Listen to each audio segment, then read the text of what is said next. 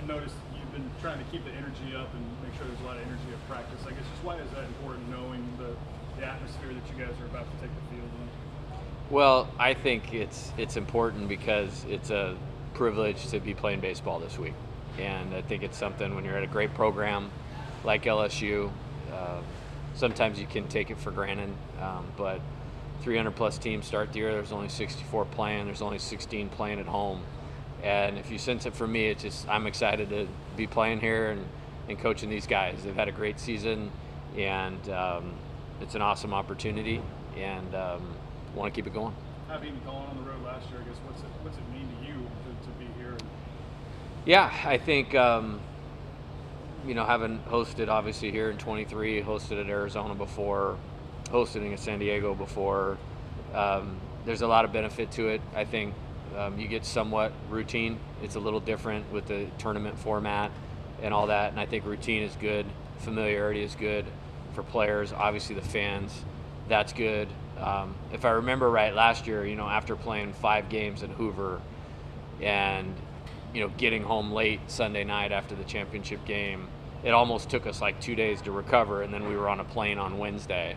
And team obviously played hard, fought hard, but you'd way rather have it this way. I mean, in little things like, my time to scout and prepare, and for all 3 teams, you're using every minute. It's a little easier to do from, the comfort of your office, so to speak, the ability to have individual meetings with a player and not worrying about travel logistics or any of those things. I think it's great, and then this team's played very well at home, and I think if you're asking for the most important thing is this team's played really, really well at home, and I think they're excited to be back here. I mean, we were on the road the last week of the regular season and then on the road for the SEC tournament, so we haven't played here in a while, and so I think they're excited to be here, and looking forward to taking advantage of that.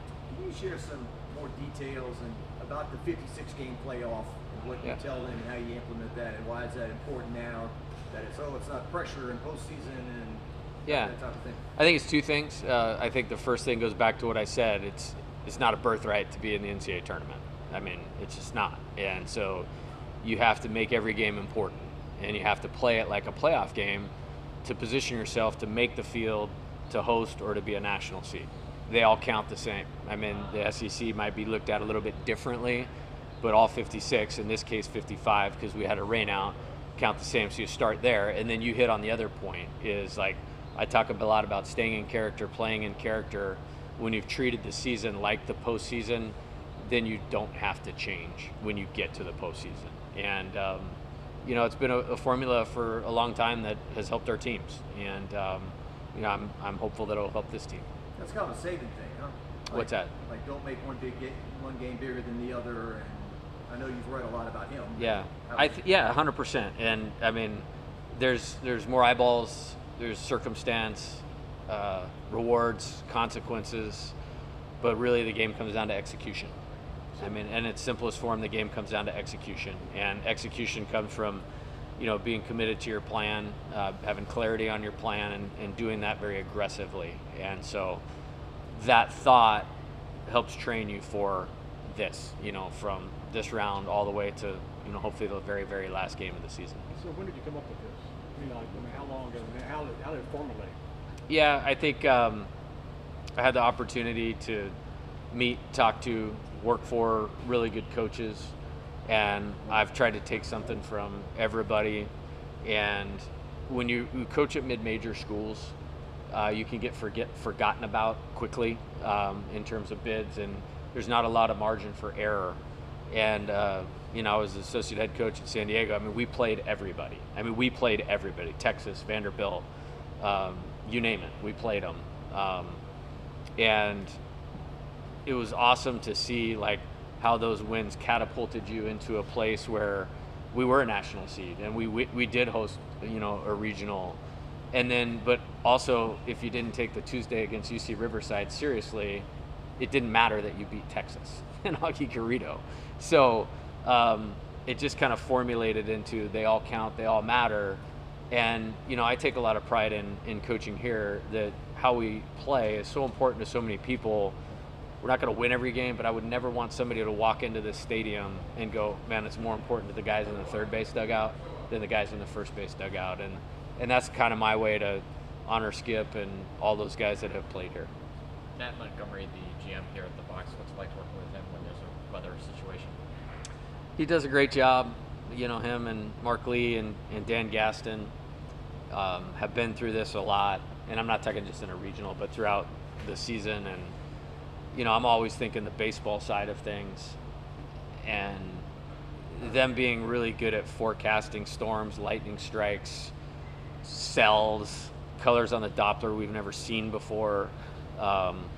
It really helps make informed decisions, and Matt's done a great job, and he's gotten better in my 4 years here at his job, and very appreciative to the work that he puts in, and those other guys as well. Without getting into your rotation too much, how happy are you with how fresh they are and kind of ready for what's ahead?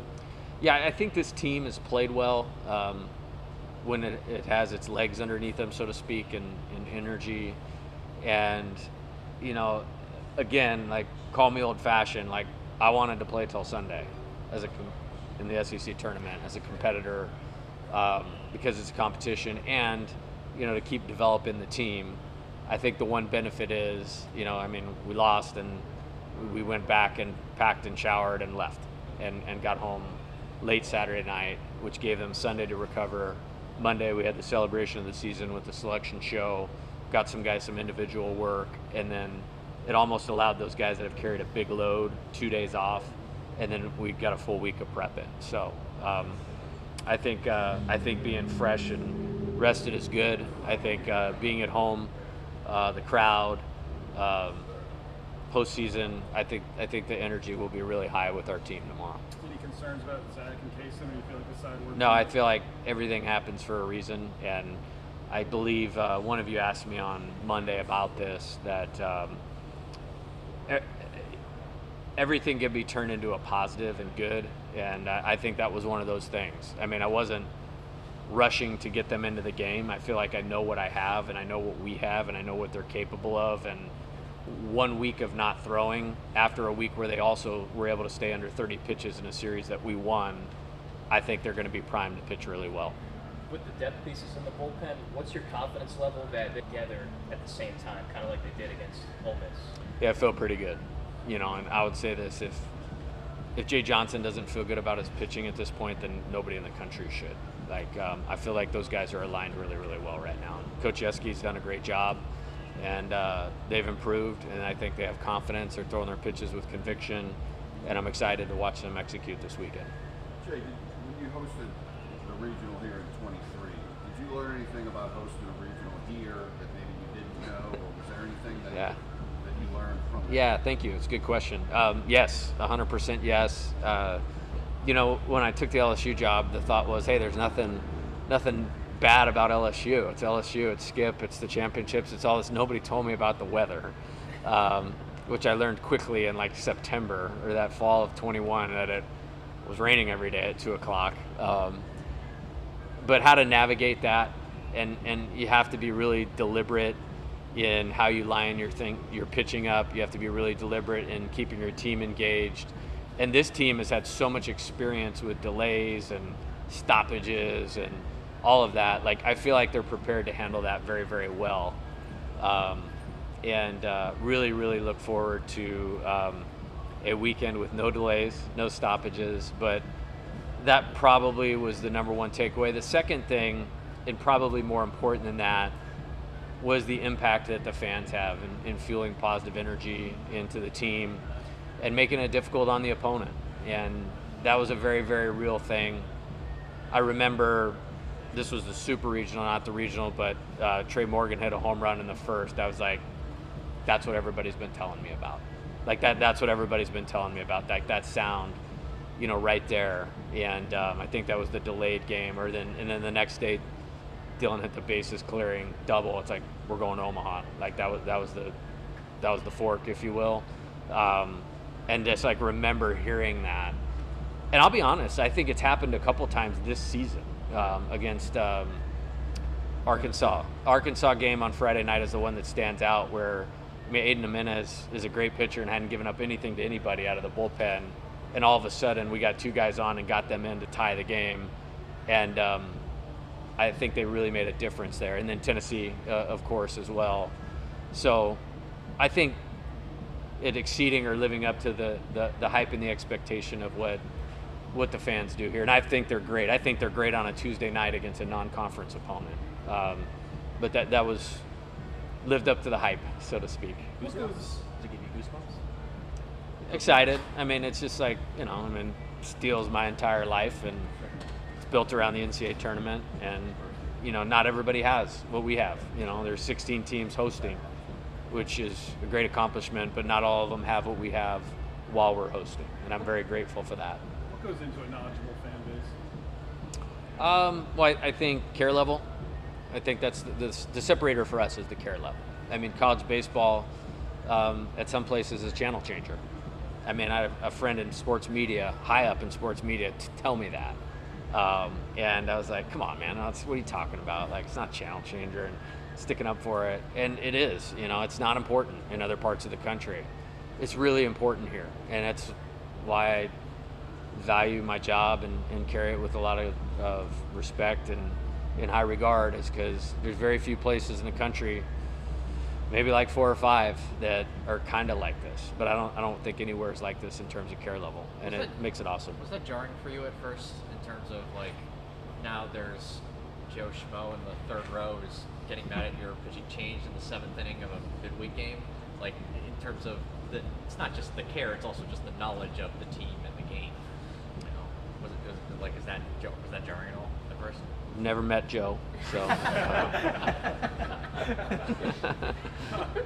can't have it both ways.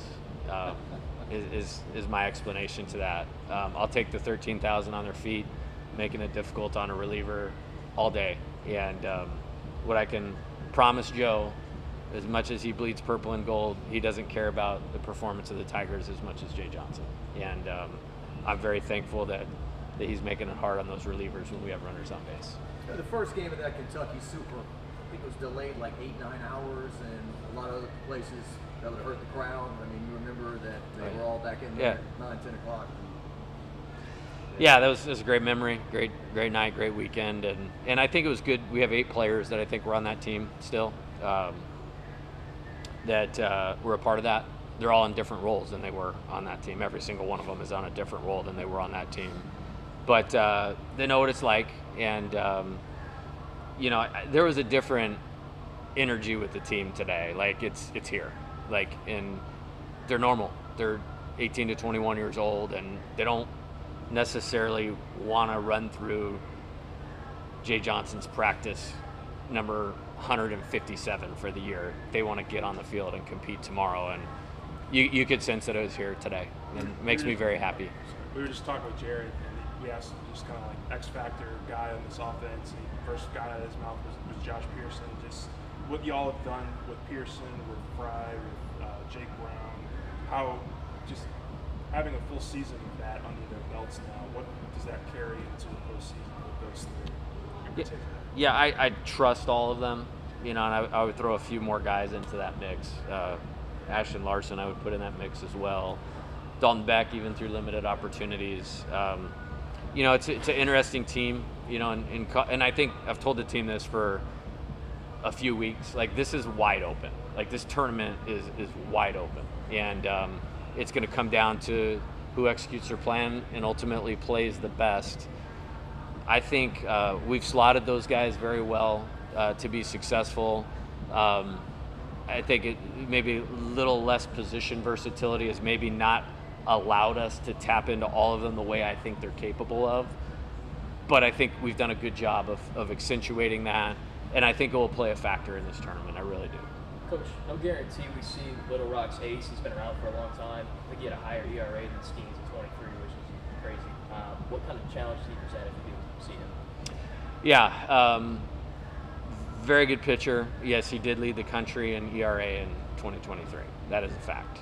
I think, in looking at the 2 guys that they're most likely to start, the carrying tool is strike zone pressure, like throws a lot of strikes, and has multiple pitches, has a way, so to speak, a template of getting outs, which the best pitchers have that, and then has some adjustability within that. So really good pitcher. Threw a great game to open the tournament, and you guys know how that goes sometimes with young people. Like one good game kind of gets you rolling, and he set the tone and did that for them.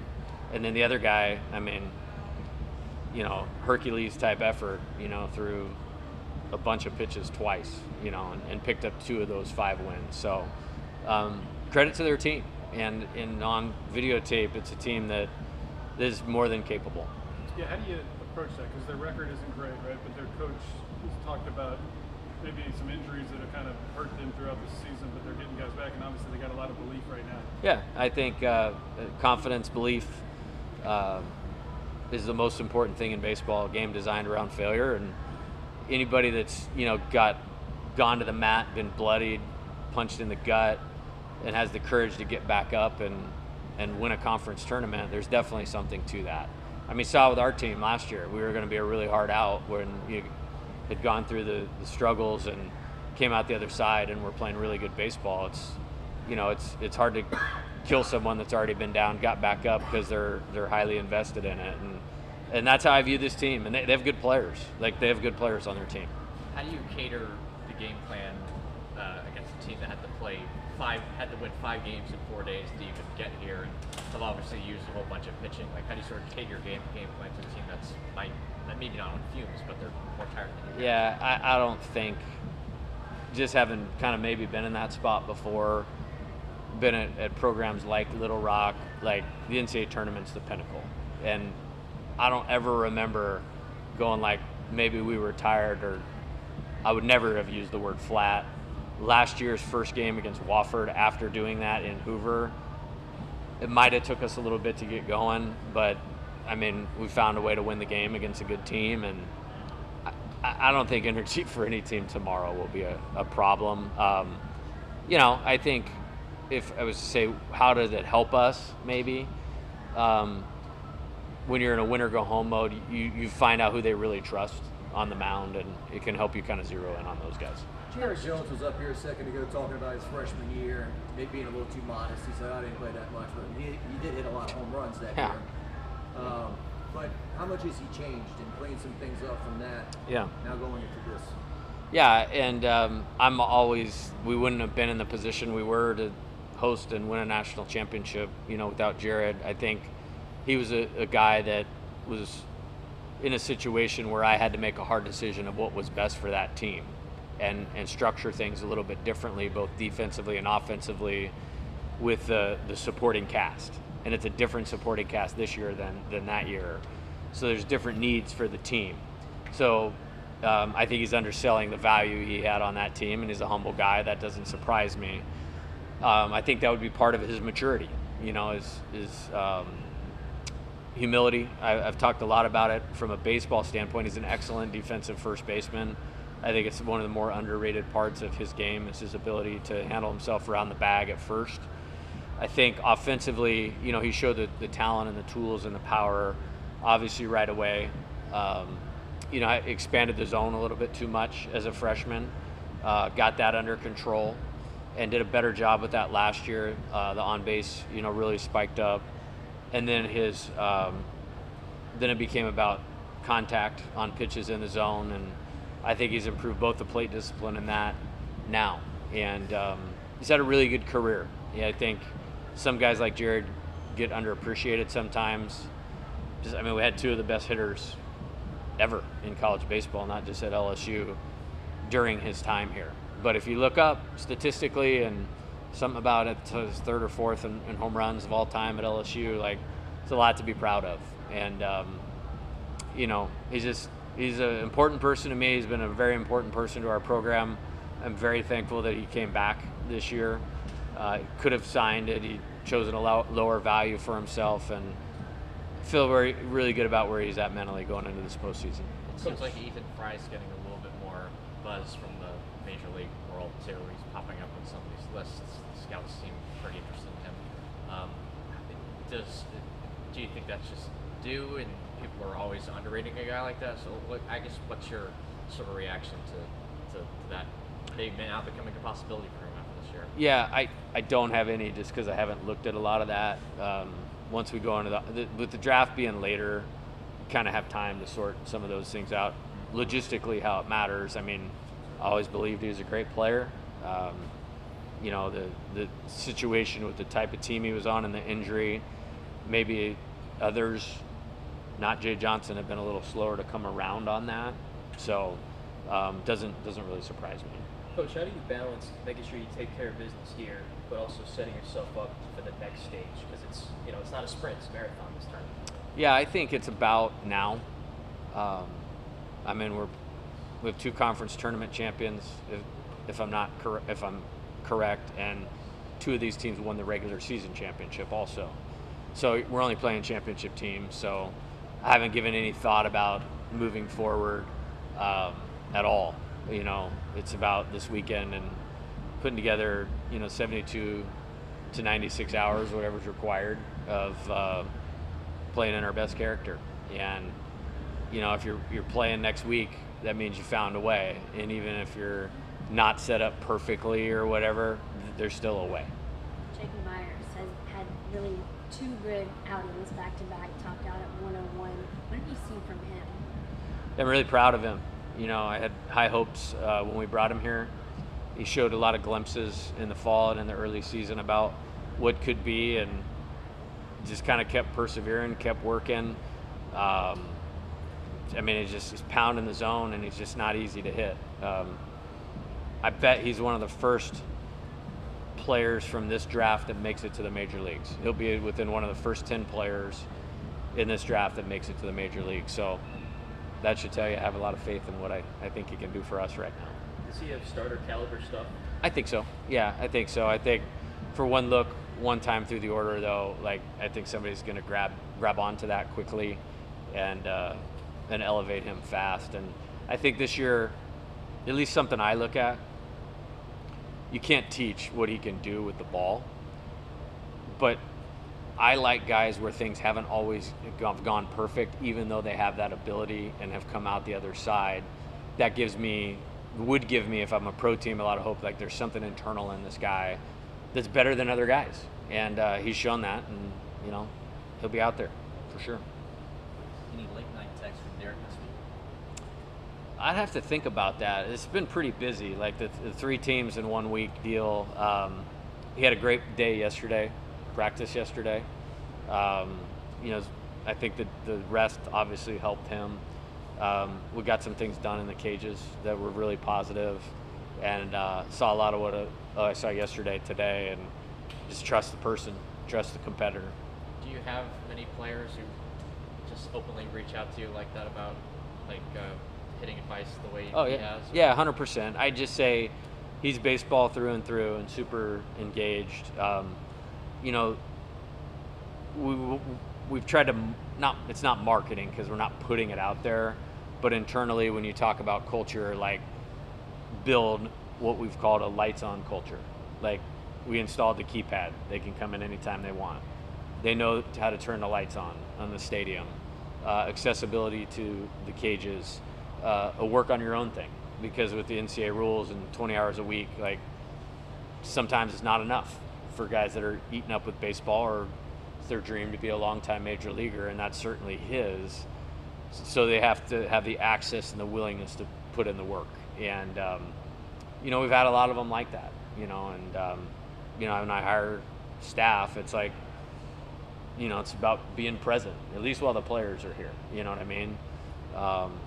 December, you can do stuff from home. Summer, we're out recruiting. But while the players are here, we're here, to feed into that. Do you know when you're recruiting a kid out of high school, do you know that he has that? He's a local lights on guy? You do as much research, homework as you can. I think in his case, I think it's part of his DNA and what makes him special. Dylan was very much like that. Braden Jobert, very much like that. Hitters that you see hit well often, they typically hit often. And he fits into that category. Do you know Little Rock coach? I don't. No, I don't know Coach Curry at all.